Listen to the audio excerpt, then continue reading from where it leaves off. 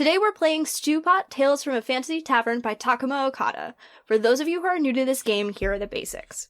Stewpot Tales from a Fantasy Tavern is a collection of small games for groups of 3 or more players. Each game lets you, a retired adventurer, play out different parts of running a tavern and settling down in a town together with your old adventuring party. You'll be scrambling to cook something edible with random ingredients, bartending for troubled souls, calming down a tavern brawl, going shopping for all the things a tavern needs, and more in a variety of slice-of-life scenes. My character's name is Wist Sakea. His pronouns are they and she. Also, their look is rusty gauntlets, swirling plate mail, and their adventure job is bard, and their town job is hunter. I'm going to be playing the man called Jericho Chainbreaker, whose pronouns are he, him. He wears no armor and he has kind eyes. He's from a D&D game I'm in. He was a barbarian, but he works just as fine as a fighter, which is his adventurer job. And his town job is the farmer. I'll be bringing back Marius Thank the Gods for Small Favors. Their pronouns are they, them. They have a jeweled staff. Or their adventurer job is a wizard, and their town job is the scholar. And I'm going to be playing Sable, the Unfavored. They use they, them pronouns. They have a sturdy staff, no armor, and solemn eyes. Their adventurer job is paladin, and their town job is, they're a beekeeper, so I'm going with apothecary for their town job. So there is only one problem.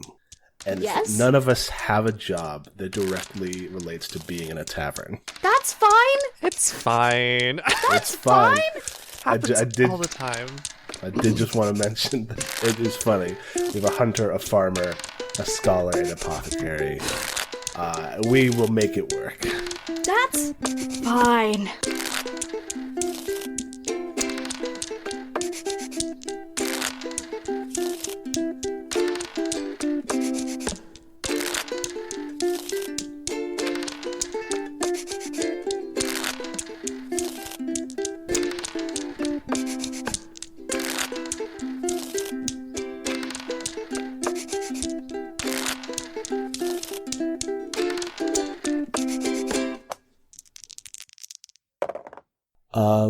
Fantastic. I think that's the end of the game. Yeah. Of that game, right? We can upgrade our tavern, though. Yeah, we need to decide which thing. Oh, God. Tavern ratings. The tavern ratings are cuisine, atmosphere, and service. I feel, okay, so if we go off of, how, what just happened, and, all of the challenges that y'all did, I would say it would be service. Yeah. Personally. Yeah, we were very good at serving. Yeah, but y'all can pick whatever you want also. No, totally agree with that. And every time you gain a point in your service rating, you create one new NPC employee who represents one of the new hires. Come up with one or use one of the examples listed. Who's our new employee? There was a guide. A guide? I thought there was some examples of NPCs. Oh yeah, per like an experienced line cook, good waitstaff. Yeah. I guess we probably should have a cook in this kitchen. I was also thinking about a host or hostess or hostex. Mm-hmm. Oh, that's a good call. Yes. I don't know. I feel like maybe cook would be good. Yeah, a cook or a host would be great. I think I'm because we're just dazzling personalities, so we kind of handle the host ourselves. I think I'm leaning more towards cook personally. Yeah, that makes sense. So let's come up with this cook and who they are. I'm kind of imagining maybe a cook that had been in retirement, maybe had previously worked at a tavern in a different town, and maybe they come out of retirement to help us out, since we managed to get through the festival, but it was still obvious that we were kind of struggling. Yeah, big cat man. Yes. Yes. I've had. Do any of you know Monster Hunter? Oh my Uh-huh. gosh. You know how there's a cat cook chef in Monster Hunter? Yes. Yes. I think there's two. There was the Meowscular chef, who was the one in base Monster Hunter, and then there's this babushka cat, in Monster Hunter Iceborne, and I think like both of those would be very good to have as our cat chef. Yes. I love Muscular Show. Meowscular chef is good. I don't know this cat's name, but I love them. This cool cat. This one. It's in the Discord. Yes. Look up Iceborne Chef Cat. You'll find it. It's Amazing. good. Yes. Oh, yeah, this cat's name is Grammyouster Chef. Oh my god. That sounds perfect. Please. Buff Grandma Cat. Hell yeah. Fuck yes. Let's go. The Grammyouster Chef was once the Meowscular Chef's culinary mentor. Very good. Remind So, me yeah. to tell you about the Monster Hunter game that I am writing. Hell Some yeah. later point. Tatiana, very strong catfolk chef. Grandma. Hell yeah.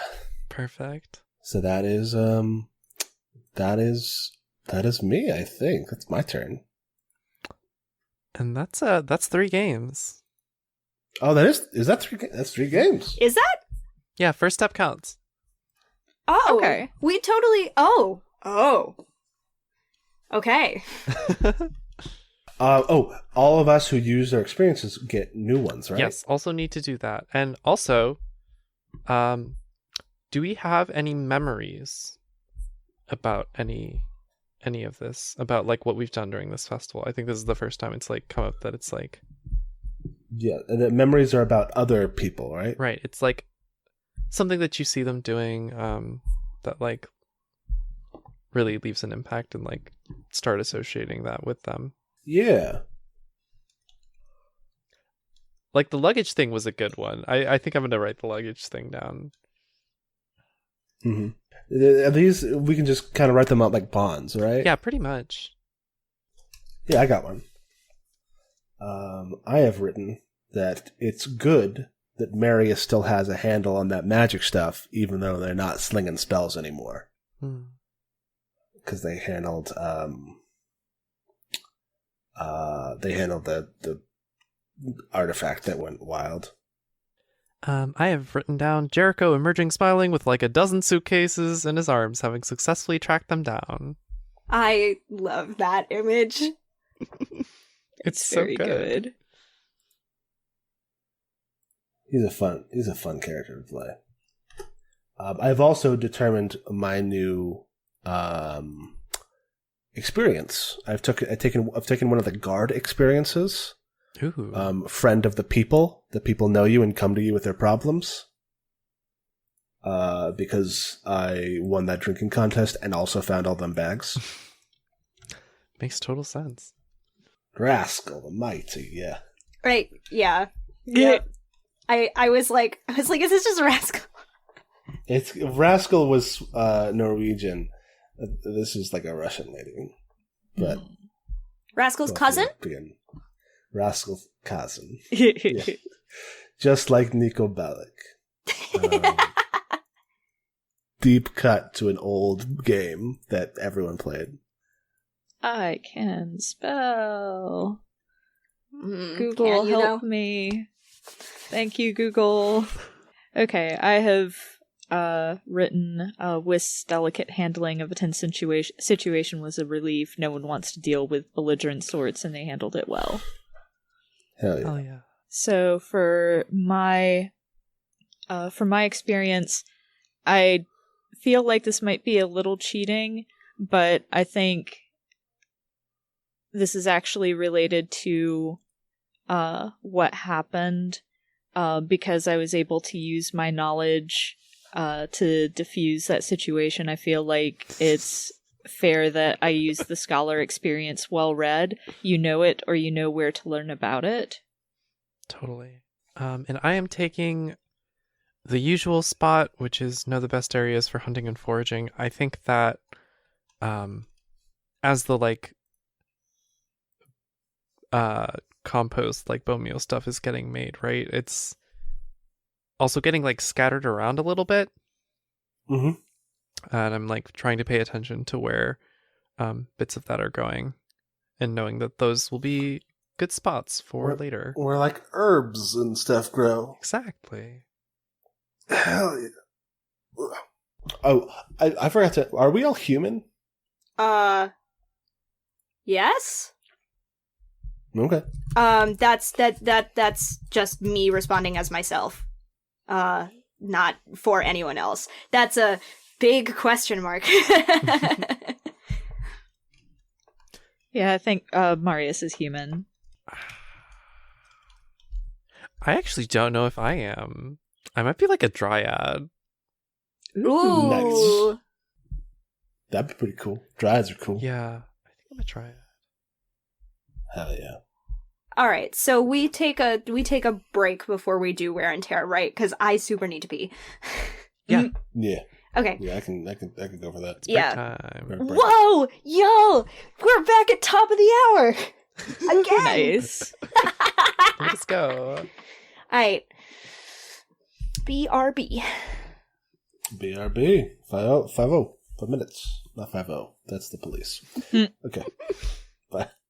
Okay, so we're back, and now it's wear and tear. There's always something to fix, clean, or pay off. After playing this game, you may increase one of your tavern rating by 1. Sorry, real quick. Right?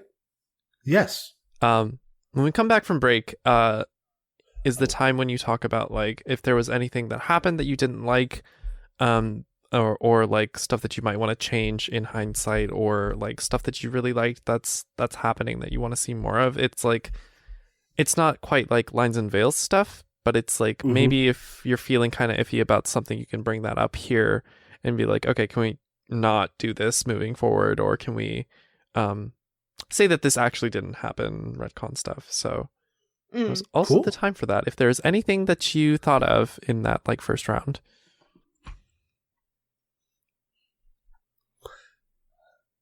I don't have anything. I had a lot of fun. Yeah. Yeah. Yeah, me too. Okay, cool. Good to check, though. Good to check. Yeah, good to check. I was very worried that you were about to be like, and so this is why you have to stop something you're doing. I was like, whoa, God, what did I do? But no, it's good. This is normal stuff that is important to do, and I should just not be too self-conscious. Yeah, self-consciousness is okay, especially if you can't like shake it. Self-awareness, yeah, more than being like nervous. Yeah, right? Yeah. Mm-hmm. Yeah. Okay. Cool. Dora, yeah. I hope it was okay that I just like dropped Meryl and Solon. No, that's totally legit. That's who it was. Yes. Okay. I almost never create random characters like on the fly. I'm almost always thinking of someone when I do weird stuff like that. Yeah. Mm-hmm. Vivian is also another Stupot character from a different game I played. Yeah. It's good to bring them back. Good to bring him back.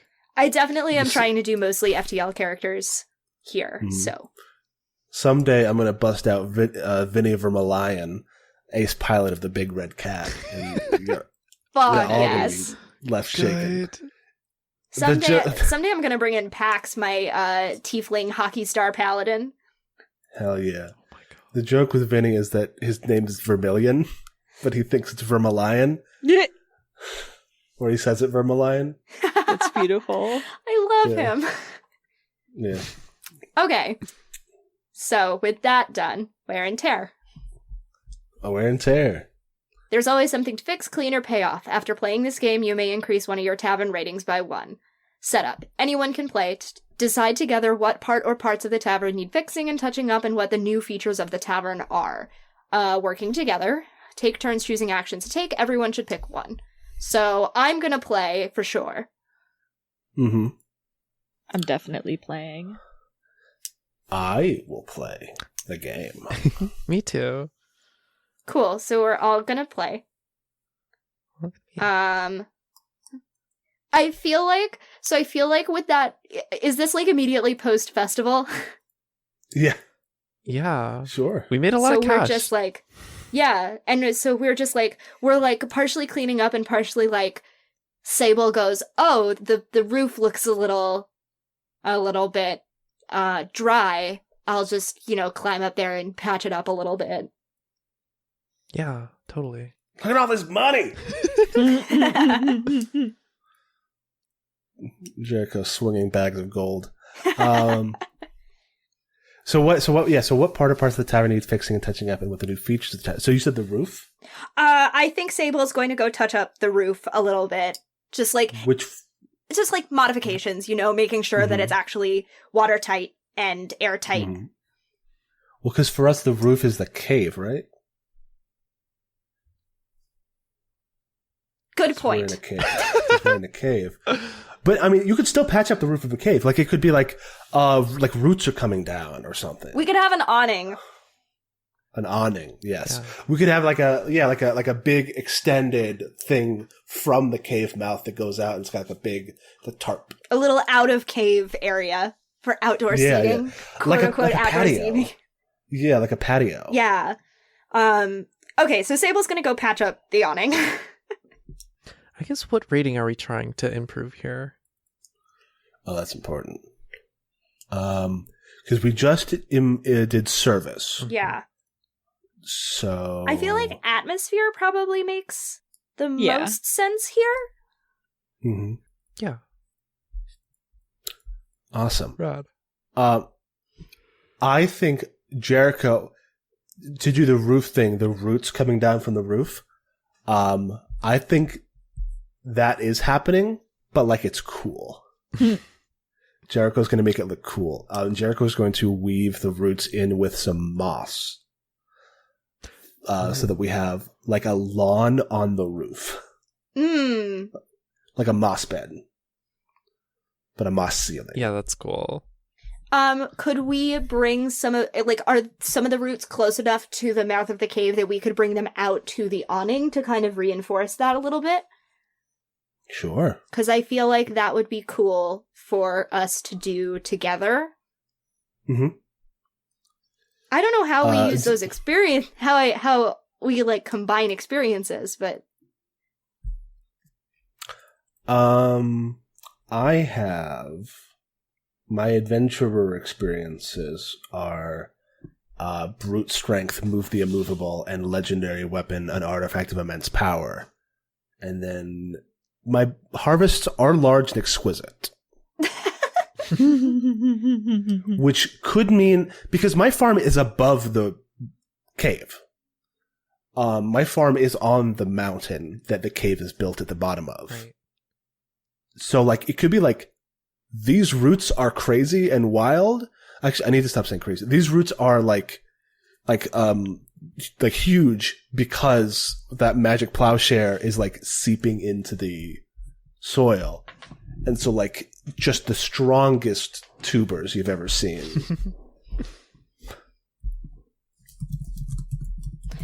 Yeah, and I think maybe the thing that makes the most sense for me is using distillation, to like kind of, oh shit, I didn't write down what distillation meant. Oops. I have to scroll all the way down. Strengthen All the way good down in to something. apothecary. Strengthen the good in Strengthen the something. good. Thank you, Takuma, for knowing what your game is. I wrote that one today, so I feel like I should know. At least this Yeah, one. fair enough. Fair enough. I feel like it's like that's the one that makes the most sense, I think, here. Cause to kind of like to make the roots even like stronger and more sturdy, I guess. Mm-hmm. Totally. Like, yeah, like Sable's got like some root varnish. Yeah. It's like kind of magic, but Sable's not magical, so who's to say? Yeah, but you're godly. Yeah. Cleanliness, close to godliness.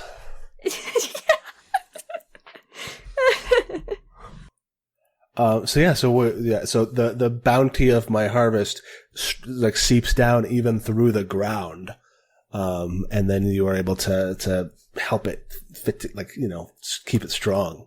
Mm. And so we've got like this beautiful moss ceiling that grows, and like, I mean, like, what if we did like some hydroponic stuff, right?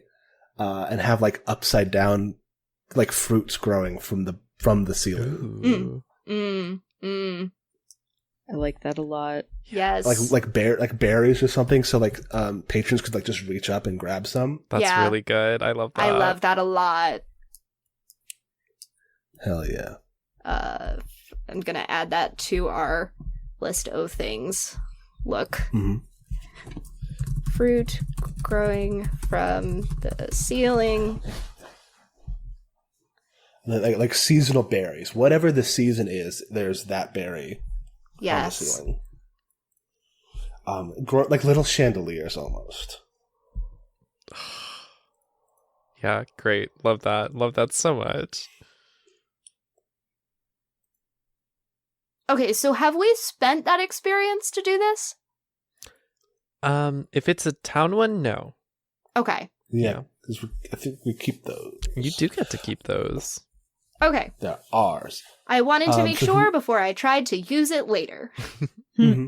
Yeah, the thing So with who like else the is- adventure ones too is like you're crossing it out, so it's like you're not really using it anymore, and it's like kind of taking a back seat, but it's not. It doesn't necessarily mean that you can't do this thing anymore. It just means that you're choosing not to, like, or choosing not to as often, maybe even. Yeah, like Jericho didn't lose his endurance, probably. Right. Most of his stuff is like physical prowess. So who else is playing this one? I am going. I was thinking about using inspiration, Ooh. but it doesn't seem like a big like changing the building type thing as much, except for the root stuff, and I don't think I'm involved there. But I think maybe I'm like observing someone. Could be because for atmosphere, I think this is maybe like something on the inside of the tavern. It's like Mm-hmm. repainting the walls or like getting new curtains up or something like that. Maybe it's the painting. Mm. It's like, okay, what colors make the most sense here? Like how, like what kind of pigments do we need so that the like glowing rock lamp stuff, like what kind of colors look good in that light? Mm-hmm. And I think I'm like observing someone in town who's like good at mixing those kinds of paints and helping them out and learning from them. Hmm. Do you want to name this person? I don't know. Like maybe it's even actually yeah, I don't know. I don't have a name right now, but if anyone has a good name for this person, they might even be asking me for like certain berries and herbs and like bugs and things to crush into colors. So like I have those things, so I'm like helping them get stuff to make paints as well as learning about what they're doing. Bugs to crush. Yeah. So many pauses. That's the thing about coming up with stuff. Yeah.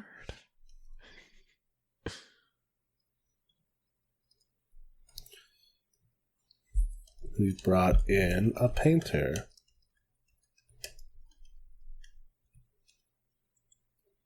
Named.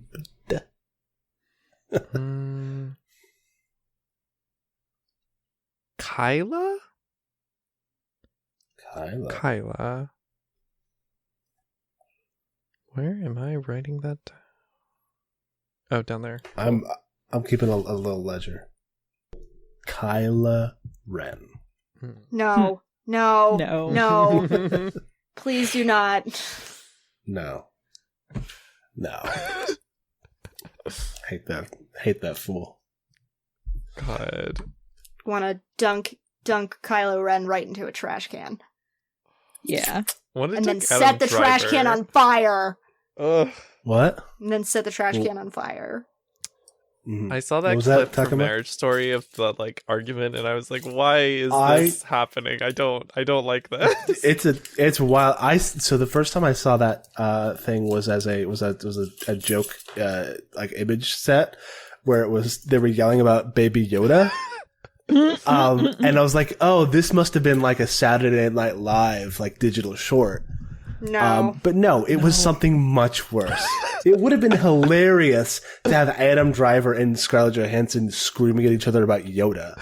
It's less hilarious for them to be just yelling at each other. Anyway. Sorry. Kyla, the painter of walls. I think he's like kind of like an actual apothecary too.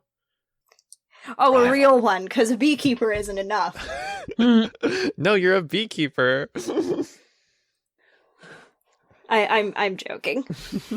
They're like the kind to like disappear off into the woods to paint, right? Like kind of like Ursula and Kiki's Delivery Service. Hermit painter? Hermit painter. Hermit painter. Painter of hermits. I am listening to my Jericho playlist in my ears because I'd like to have some music playing, and a great song just came on. If anyone likes like post rock, like Godspeed You Black Emperor, they should check out Do Make Say Think, especially their 2007 album You're a History in Rust, especially the song The Universe off of that album. Just a little plug in the middle of this this hermit painter scene. Awesome. So we now know Kyla, the hermit painter apothecary. I think I'm trying to decide exactly what Marius is doing. I just know that they get frustrated and they're going to ask another character for help. I'm just trying to look at everybody's talents to decide what Marius is doing. I think, maybe Marius, so like, in the festival day, Marius like managed to pull together, scrape together supplies for us to get through the rest of the festival, and they're getting frustrated with trying to source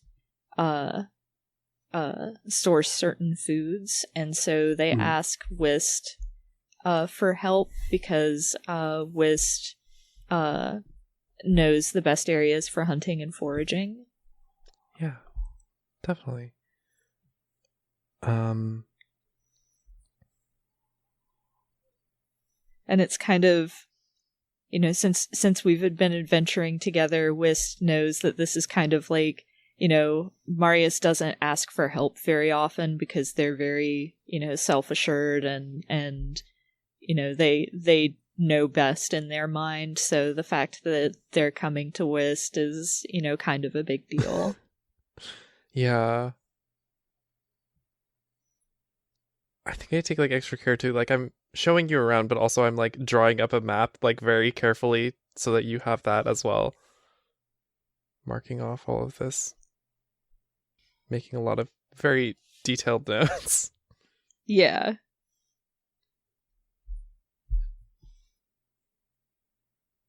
Right.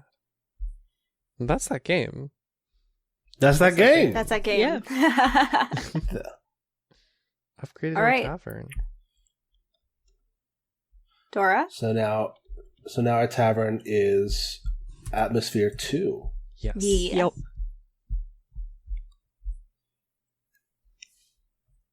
All right.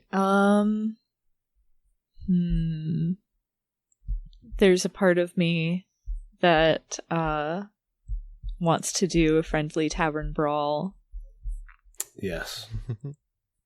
but I also really like Off the Clock.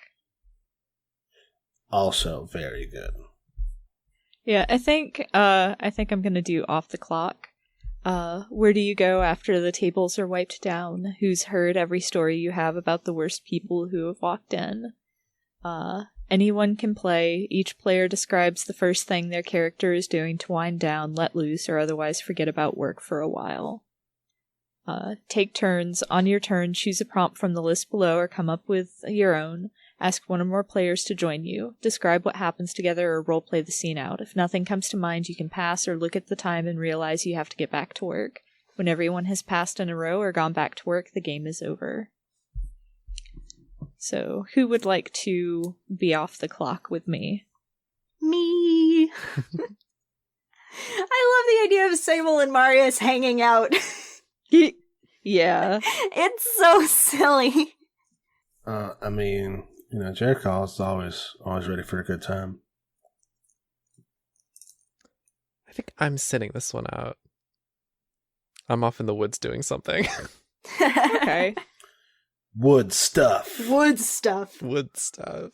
It's like that's what we say. What's West up to? Wood stuff. Yeah. And the tables are wiped. Where do we go? Where do we go? I'm totally gonna encourage us to go grab some food. Hell yeah.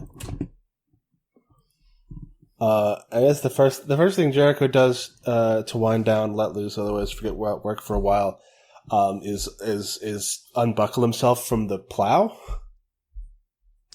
You know how they usually have like oxen pulling the thing? He just does that. And he's like, let's go. Do some stuff. Oh, jeez.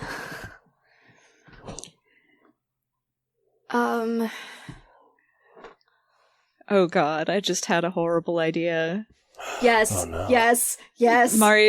Marius is the one who's like, we have food at home. Marius is we have food at home. Sable is one black coffee. Jericho is McDonald's. Well, it's nice to treat people once in a while. I wouldn't say no to getting some food. Yeah, I'll get some food. Yep, Marius goes, but they're still kind of like, why are we doing this? We have a tavern of our own. We need to get different food occasionally, Marius. I suppose. Also, Lorelai's there too, just because it wouldn't make sense for him to go and have fun without her. Because they're a unit. And she's wearing her nice night on the town chainmail. Nice. I love her. She was a lady who spent 17 levels wearing plate mail, so chainmail is dressing down. Fashion armor. Fashion armor. Fashion armor. She makes it herself. It's nice to be able to know that if it fails, you only have yourself to blame.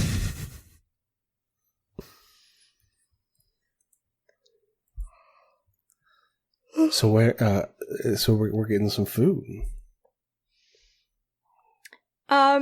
So I think that there is a little place around the corner.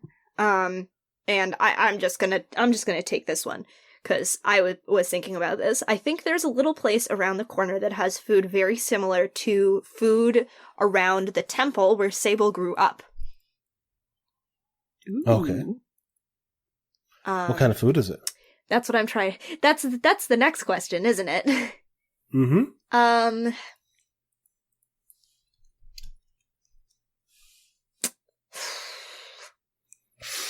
I want to say that it's very Greek style. Mm-hmm. Sort of, or we'll roll with that for now, and if I can narrow something down more down, bad words, if I can but I think there's definitely gyros and other sorts of what we consider to be Greek food there. Mm-hmm. And I don't think that Sable necessarily knew that it was. Well, Sable probably knows, actually. Mm-hmm. I can't imagine that Sable wouldn't have gone wandering around this town when they first arrived here, trying to sort of suss out what's around, and I think they like this little place. Mm-hmm.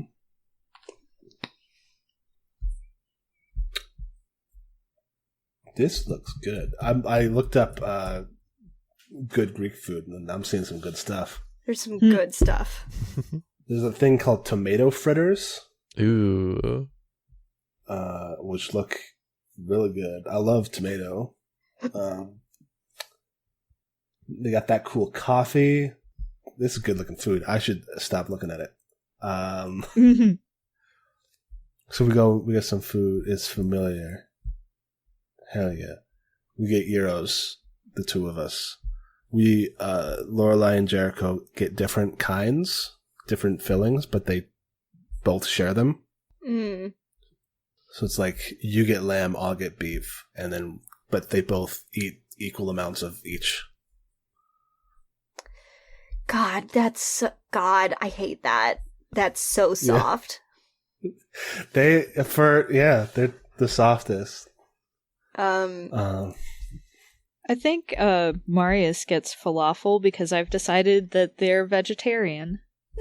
Cool. We're really learning some good, weird little nuggets of information about our characters today. Hell yeah. So in this game we take turns. So this was your prompt? I Right. just kind of stole it, yeah. Yeah, this was Kale's. Kale's prompts. On your turn, choose a prompt from the list below. Come with your own. Because I don't think we actually read the text of the game. So we go this Greek style place. What's it look like? Like, is it like tables? Obviously, there's probably tables, or unless it's like just a bar that you order at and go leave. Yeah, I think I think it's one of those. I think it's a little a hole in the wall, almost literally. Mm-hmm. I've seen those in New York. I love those. Those are my favorite places to go. Mm-hmm. But it's literally a hole in the wall of the cavern. Mm-hmm. And they're walking away, and Sable goes, "How do they get in and out?" That is funny. It's a secret. You have to have the Arkenstone, or as a swallow has to croak thrice and The door opens. peck on the rock. Yeah, I'm doing Hobbit shit. Perfect. Very good. Should keep Stewpot open so I can actually read it. Oh yeah. Does help. Mm-hmm. And so so then we also choose other prompts for other instances where we have wound down. Am I reading it right? Right, yeah, you can keep going. You can just, keep picking prompts. You can just go on a very long outing. Okay, so because I've got one. Okay. There's a ball game in the square. Who's the better player? Oh my god. Definitely not Sable. Not Marius. What if it's Lorelai? I was thinking it might be Lorelai. Yeah.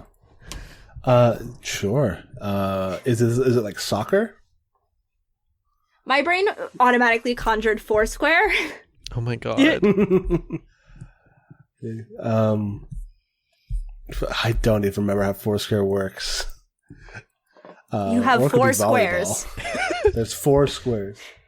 And depending on if you have to rotate through the squares, depending on if you get out or whatever. And if you're in the 4th square, you always start, and Lorelai's always in the 4th square.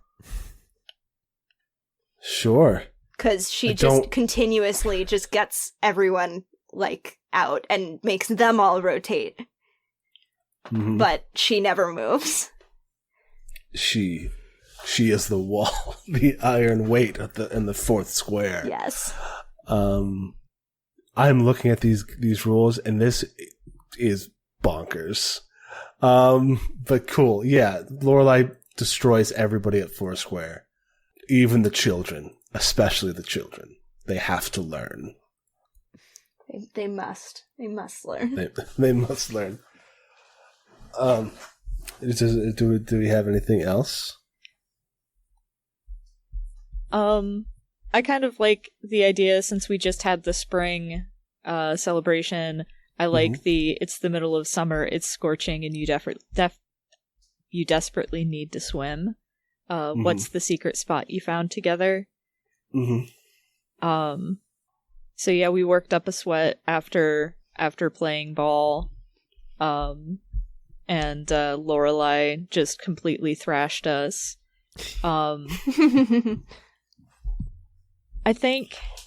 feel kind of silly for reusing this, but I feel like there's like a tucked away cave that has a natural spring in it. Hell yeah. Yes. Which is where we go. Does Jericho cannonball and splash everyone? Only after they've all decided that they're going to swim. Yes. He tries not, but yes, he does. He definitely is the kind of person who's like leaves the trail of clothes behind him as he just dashes for the edge of the water. Nice. Whereas Lorelai very neatly folds her chainmail. Do you fold chainmail? Is that what happens? I mean, it's like a shirt. It's, you fold it kind of. It doesn't fold exactly like cotton, but it works probably. But yeah, no, Jericho's, Jericho likes, he's the kind of person who likes to walk on their hands at the bottom of a pool. Mm-hmm. And he's let's do a race, let's do a lap, swim. And Lorelai is much more relaxed and just kind of like arms on the edge, just watching him and, happy. How do Sable and Marius swim? Sable, just takes off their top layer and just floats around. Mm-hmm. I think Marius doesn't actually swim, they just hitch up their robes and dangle their feet in the water. I knew it. They're predictable. Mm-hmm. Everyone's like, Sable, are you having fun? And Sable, in the middle of splashing with the kids, I've never had fun in my life. Yeah. Is this this is a natural spring. Is it like a hot spring, or is there a natural, somewhere down there is a very tiny volcano that gives it sort of an effervescent fizz? I think... Oh, go ahead. I like an effervescent fizz, but I don't necessarily think it's a hot spring. Yeah. Sure. I think there's a part of it that might be hot, so you could go down and sit in the jacuzzi part. Mm-hmm. Lorelai and Jericho could be okay, the adults are gonna go have adult time now. Yes, the adults, not the 100.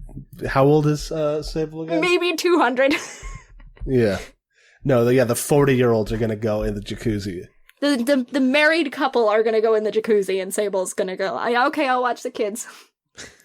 Jericho definitely does that thing where he goes around under the water and pinches Lorelai's toes. Oh. God. I basically, with them, just RP my ideal married relationship. But yeah, no, they have fun. They have fun here. It's a good time. But probably, eventually we realize that it's time to go back to work. Yeah, I was gonna say, Yeah. after Sable's climbed out, they're okay, I'm gonna go back to the tavern now. Same. And, you get the best foraging done at night, so we should probably get back up the mountain. Yeah, agreed. And that's the game, I think. That's that game. Yes. Right? Yeah. Hell yeah.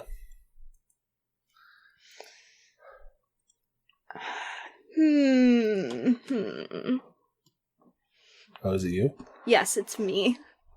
Wow. I think Making it through it. Okay, so I think it's funny if I pick a bard's tale Mm-hmm. and I'm the adventurer.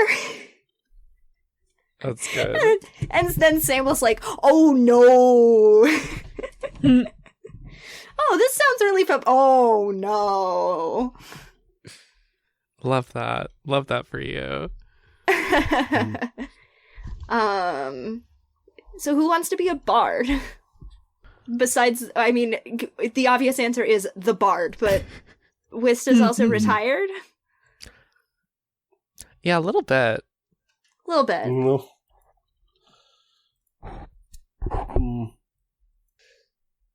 Now, so I have a bard in the wings that I could deploy, but I am not as familiar with Sable's tale. I mean, you can make something up, because Sable's tale in this universe is different from their tale in other universes, because in this universe, their god isn't dead. Probably a good, which good changes point. some things. Mm-hmm. You could tell the story of how Sable died. Ooh, That would be okay. fun and not at all re-traumatizing. Mm-hmm. Because that's the only thing that I have established about Sable at this point. Although I guess if Afiel isn't dead, then why is Sable? Whatever, I don't care. It's fine. It's a one-off. I mean, it's okay. It's been 100 years, and stories mutate. Yes. No, the question was, if Afiel isn't dead, then how is Sable still alive? But I don't care. Oh, it worked out. It worked out. This time. It's fine. Mm-hmm. Sable's just been alive for a really long time, and the story has definitely mutated, and it does kind of sound like it happened maybe a decade ago, and Sable's like, oh, Jesus Christ. Fantasy Jesus. Mm-hmm. Afiel. Afiel, please. Okay, so to start, we answer these questions. The adventurer answers, what detail of the story makes you realize that this tale or song is about you? And the bard says, how did you learn this tale? Is it directly from the mouth of an eyewitness, from another bard? Did you piece together the story from multiple versions? Because I don't actually know. And because I don't know how the story goes, the only detail that I have set in stone is that Sable woke up with a sword in their stomach. So that's how they died.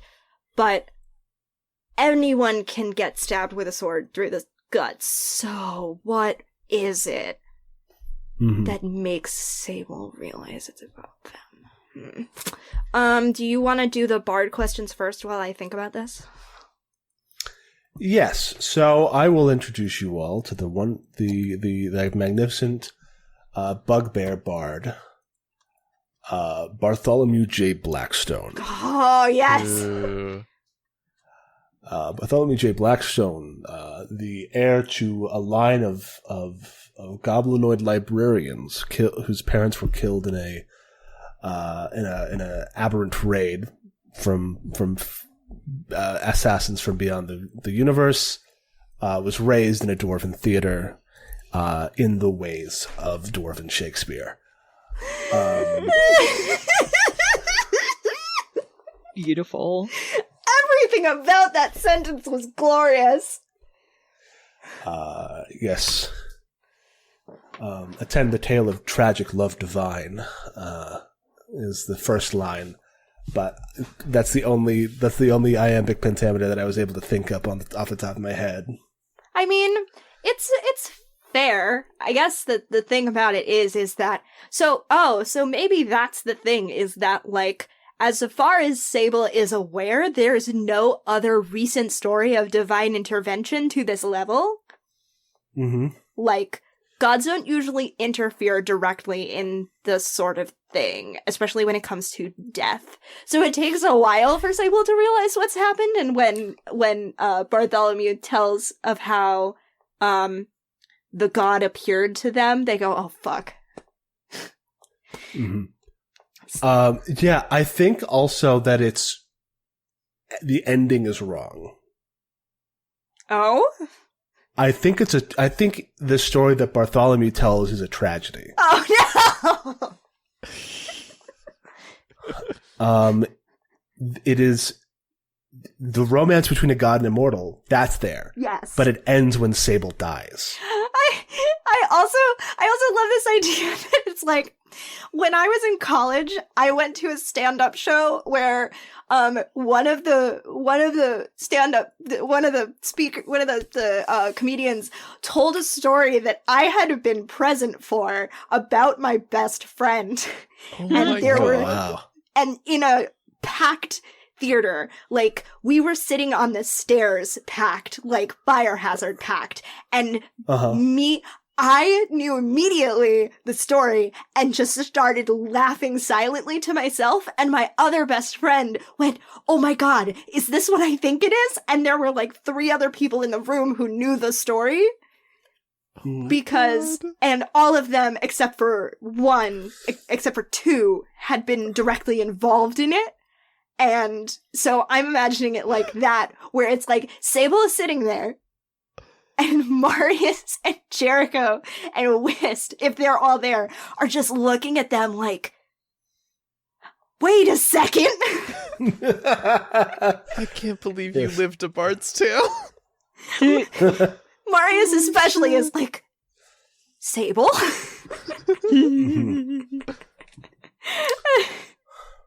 No, I'm just remembering how horrible that show was, and remind me to actually tell you guys the story, because the comedic timing of it is just so perfect.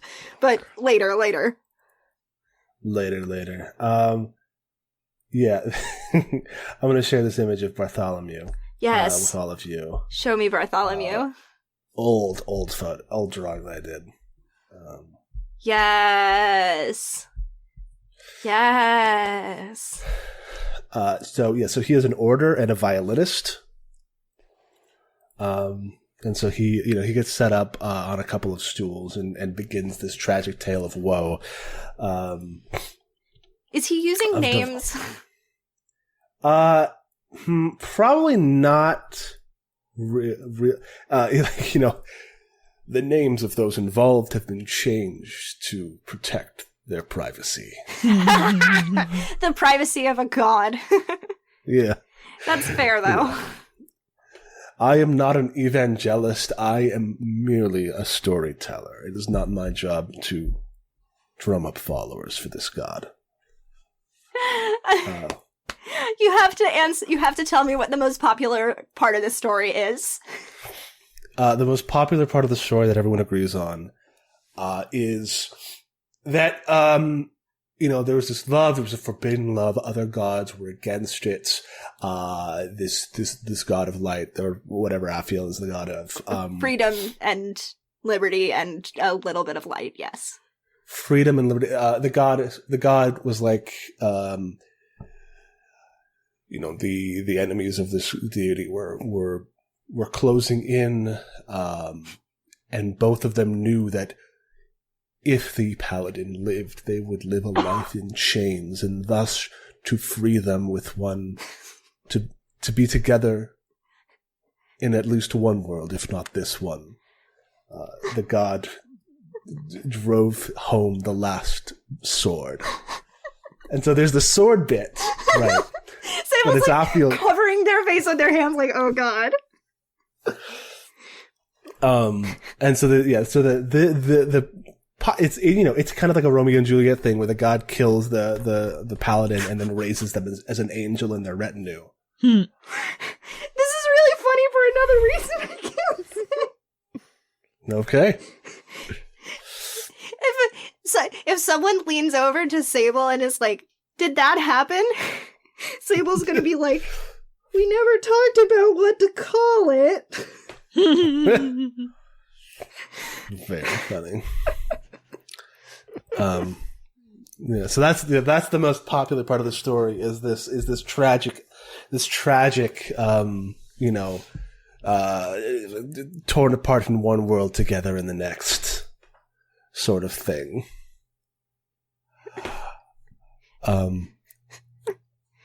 Wait, okay, so we take turns.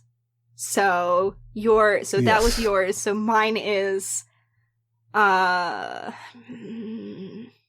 what part of the story do you find yourself telling unconsciously, word for word, in sync with the bard? Because I feel like the flourish at the end is not necessarily the first time that Sable dies in the story. Mm-hmm. And the actual first time that Sable dies in the story is the first time that they meet face to face, which is true. Sure. Which is that's what actually happened. And so Sable is like mouthing along with the words that Aphiel said to them when they were in the plane, that other plane, taking their last breath, feeling her cold hands on the back of their neck. Mm-hmm. And again, someone's like, Sable? And Sable's like, we didn't talk about it. It's very embarrassing for them, because they've never actually said that they're married. They just are. They just are. And thus do emotions transcend words. Such and such and so and so. What dramatic flourishes have I added to please the audience? I think there's this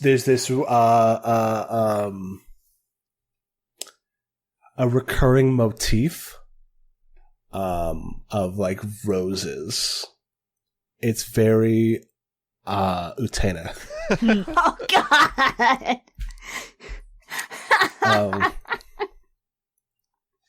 A lot of shimmering eyes wet with tears. Oh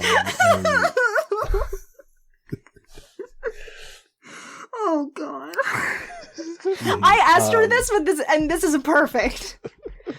Yeah, and Bartholomew is, a bard also, like a magic bard, like a D&D bard. So he's got like minor illusion and shit queued up with the Utena like paper doll cutout stuff showing up every so often to illustrate the motion of a scene. It definitely doesn't look like Sable and Aphiel. It definitely looks like, like some Bishoujo stuff. Oh, amazing. Oh no. I love, can I do, what chance do you take to spin the tall tale even taller and have it be like at the very end of the story?